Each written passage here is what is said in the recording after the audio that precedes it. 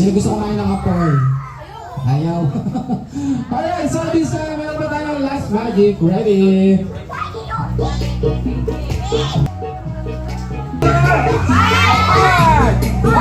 Happy birthday!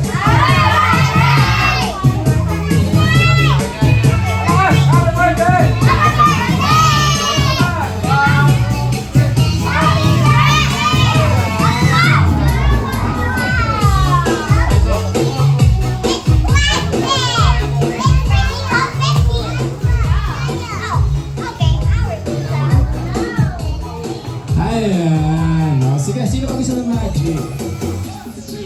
Naubos na ang magic dito lang. Alright. So, this once again sa mga kids natin, lahat ng nakita niyong ginawa ni Tito Clown ay wag na wag niyong gagawin ng gagayahin. Dahil na si Tito Clown ay gumamit ng apoy. Alright, maraming salamat sa mga kids natin. Pero bagong lahat, patulagin natin yung ating birthday celebrant. Ayan, para sa last part of our program natin punta tayo dito, best friend sa gitna. Ayan, sa gitna.